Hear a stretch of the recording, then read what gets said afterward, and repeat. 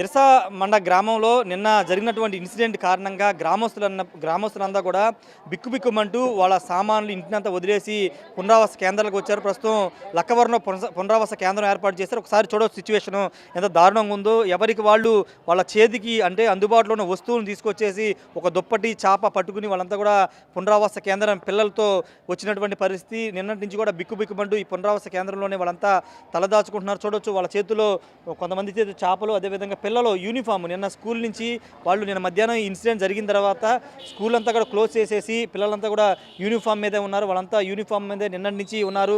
స్నానాలు ఏమీ లేవు, కేవలం బ్రతుకు జీవుడా అంటూ నిన్న ఏం ప్రమాదం జరుగుతుందండి ఒక ఆందోళనతో భయంతో ఇంటి నుంచి పరుగులు తీసి పునరావాస కేంద్రానికి అయితే తరలిరావడం జరిగింది. చిన్న చిన్న పిల్లలు కూడా ఉన్నారు. వాళ్ళందరినీ కూడా తీసుకుని పునరావాస కేంద్రంలో ఉంటున్నటువంటి పరిస్థితి ఉంది. పూర్తి స్థాయిలో అంటే గతంలో చాలా ఇన్సిడెంట్స్ చూసాం, కానీ అంతకంటే పెద్ద విస్ఫోటనం ఇక్కడ జరుగుతుంది. అలాంటి ప్రమాదకర హెచ్చరికలు కనబడ్డాయి. ఆ సిచ్యువేషన్స్ అన్నీ కనబడ్డాయి. ఒక్కసారిగా పెద్ద శబ్దంతో మంటలు రావడం, ఊరు మొత్తం పొగమంచులాగా గ్యాస్ మొత్తం కమ్మేయడంతో ఏం జరుగుతుందో తెలియక వాళ్ళంతా పరుగులు పెట్టినటువంటి పరిస్థితి. కొంతమంది ఉన్నారు గ్రామస్తులు, వాళ్ళతో మాట్లాడదాం. అమ్మ ఎప్పుడు వచ్చారు మీరు ఇక్కడికి?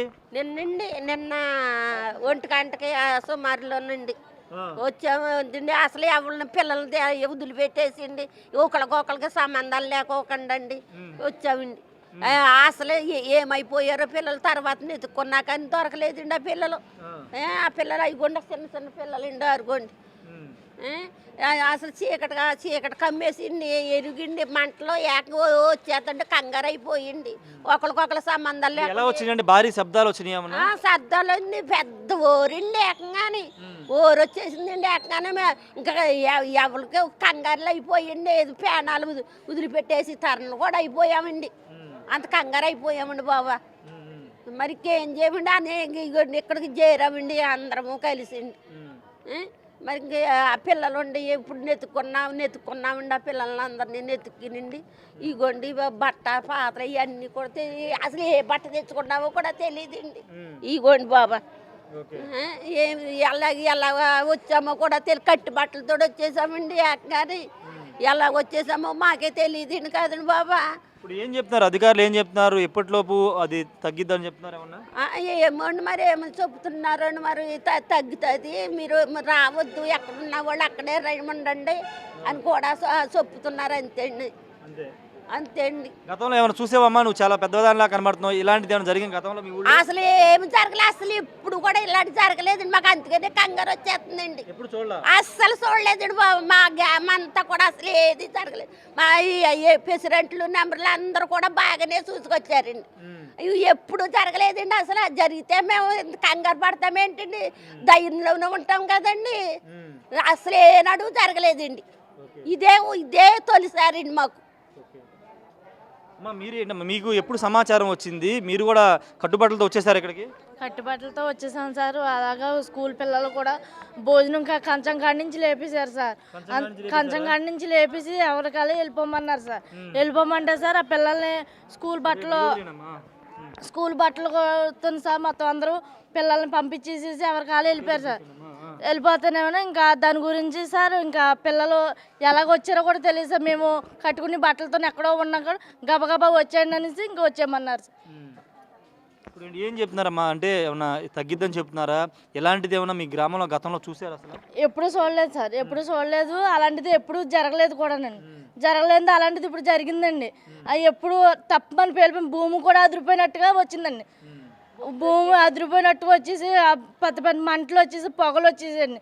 పొగలు వచ్చినా కూడా ఇంకా అదిరిపోయి ఎక్కడికక్కడ చెదిరిపోయారండి. జనం చెదిరిపోయి అక్కడికక్కడ బీసిపోయి చిన్నపిల్లలు కూడానండి శంకలు వేసుకొని పరుగుల మీద వెళ్ళిపోయింది. ఎక్కడికి వెళ్ళిపోయారో కూడా తెలియదండి. చీకటి మైదానం కింద అయిపోయినట్టు అయిపోయింది. ఒకసారి వాళ్ళ ఎమోషన్ చూస్తే అర్థమవుతుంది. జనరల్గా కోనసీమ గోదావరి ప్రజలంటే కొంత కల్మషం లేని వాళ్ళు అంటారు. వీళ్ళు నిజంగా వాళ్ళ నిన్న పడిన బాధని ఆ మాటల్లో కళ్ళలో మనకి స్పష్టంగా కనబడుతుంది. నిన్న ఎప్పుడు చూడడం కూడా వింత ఘటన, ఒక భయంకరమైన ఘటన చూసామని అంటే చెప్పడంలో కూడా ఆమె కొంత కంగారు పడిపోతుంది. అంటే ఆ తీవ్రత నిన్న ఆ స్థాయిలో ఉందని చెప్పాలి. ఎందుకంటే ఇప్పుడు చూడలేదు ఇలాంటి సంఘటన, ఇలాంటి పరిస్థితులు ఇప్పుడు చూడలేదు. నిన్న ఆ సంఘటన చూసిన దగ్గర నుంచి భయానికి గురవుతున్నాం అంటూ చెప్తున్నారు. ఒక పాప ఉన్నారు, ఆ పాపతో కూడా మేడం. పాప నీకు ఎన్ని గంటలు తెలిసిందమ్మా? 12 గంటలకి. ఏం చేస్తున్నారు? భోజనాలు చేస్తున్నారు మీరు? భోజనం పెట్టించుకోవడానికి వెళ్ళామండి. అప్పుడు అన్నారండి లేచిపోండి వెళ్ళిపోండి ఇంటికి వెళ్ళిపోండి అన్నారండి. ఇంకా గవగవగా ఇంటికి వచ్చేసామండి. చేయలేదండి, పడేసి వచ్చేసామండి. అంతేనా. ఏం చెప్పారు మీ మాస్టర్ గారు? ఏం చెప్పారు స్కూల్లో? ఇంటికి వెళ్ళిపోమన్నారండి. ఇంకా అందరము పరుగు పరుగు మీద వచ్చేసామండి. ఇంకా తీసుకొచ్చారు నిన్ను?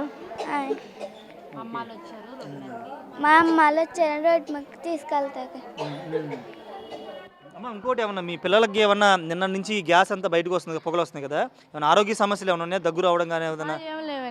ఏమి లేవండి. కంగారు అయిపోయారండి పిల్లలు. కంగారు అయిపోయినప్పటికీ తల్లిదండ్రికి ఫోన్ చేసినప్పటికి మాకు ఫోన్లు కూడా అందుబాటులో లేవండి అసలు. దాని గురించి పిల్లలు కూడా కంగారు అయిపోయి ఇంకెటు ఎటు వెళ్ళాలో కూడా తెలియక ఫోన్లు వచ్చేసేయండి అసలు. అందు గురించి అండి. చూడవచ్చు ఒకసారి ఆమె దగ్గుతున్నారు, కొంత అంటే పొగ కారణంగా కొంత ఎఫెక్ట్ కూడా కనబడుతుంది. ఒకసారి కొంతమంది ఉన్నారు, వాళ్ళతో మాట్లాడదాము. ఇట్లండి, ఏంటి టాబ్లెట్స్ తీసుకుని వచ్చారు? ఏమన్నా నిన్న జరిగిన ఇన్సిడెంట్ కారణంగా ఏమైనా ఇబ్బందులు వచ్చినాయి మీకు? ఆరోగ్య సమస్యలు? మాకు దగ్గు, రొంపండి, శ్వాస అందకపోవటం. నిన్న నుంచి ఇది జరిగిన దగ్గర నిన్న 12:30 1 గంట నుంచి అండి. ఓకే. రాత్రి వేరే పునరావాస కేంద్రం అంటే అరుంధతిపేట అని ఉంది, అక్కడ సరిల డేవిడ్ రాజు పాస్టర్ గారు ఆ యొక్క సంఘంలో మేము అందరం ఇదిగో పెద్దోళ్ళు, చిన్నోళ్ళు, చిన్న వృద్ధులు, ముసలోళ్ళు అందరూ తీసుకుని మేము అక్కడికి వెళ్ళిపోతే వారు రాత్రి మాకు భోజనాలు ఏర్పాటు చేసి ఆ సంఘస్థులు కానీ అక్కడ ఉన్న స్థానిక పాస్టర్ గారు, దేవజనులు సరిల డేవిడ్ పాస్టర్ గారు అయ్యానండి.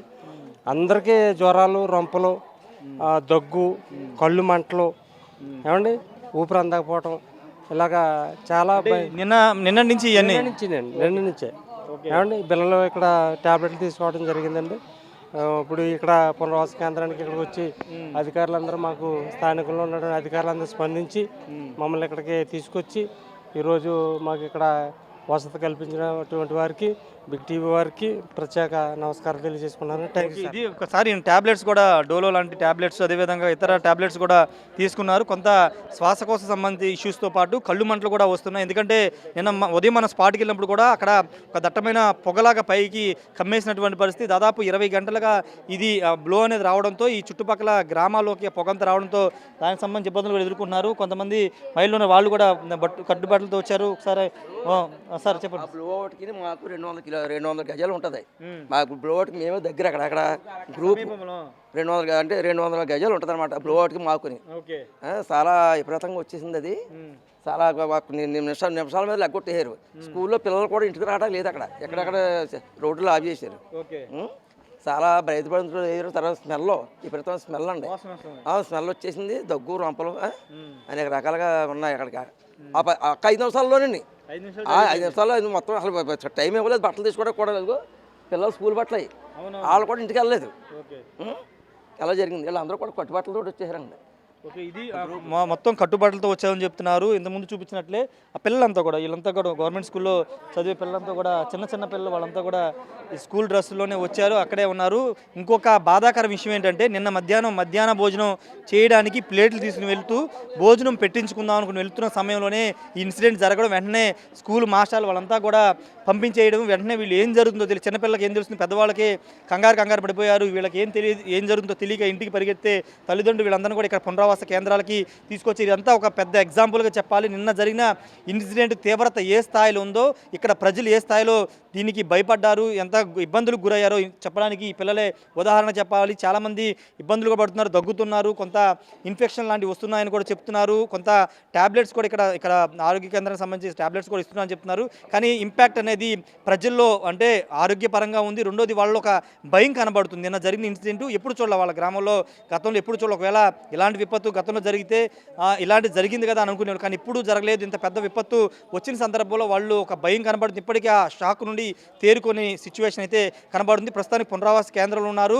ఖచ్చితంగా వీళ్ళకి కొంత ట్రీట్మెంట్ కూడా అవసరం ఉంటుంది. ఎందుకంటే ఈ బ్లో అనేది ఎప్పుడు తగ్గుతుందో తెలియదు కాబట్టి ఈ గ్రామం చుట్టుపక్కల ఈ పొగంతా కమ్మేస్తున్న నేపథ్యంలో దాంట్లో కొంత విషవాయువులు కూడా ఉండే అవకాశం ఉంటుంది. కాబట్టి వీళ్ళకి సేఫ్టీ మెజర్ మాస్క్లు ఇవ్వడం అలాంటివి కూడా చేయాల్సిన అవసరం ఉంది. దానికి అనుగుణంగా చర్యలు తీసుకోవాల్సిన అవసరం ఉందని కూడా ఇక్కడ ఉన్నటువంటి వాళ్ళంతా చెప్తున్నారు. కెమెరా పర్సన్ సాయితో రాజేష్, బిగ్ టీవీ, కోనసీమ జిల్లా నుండి.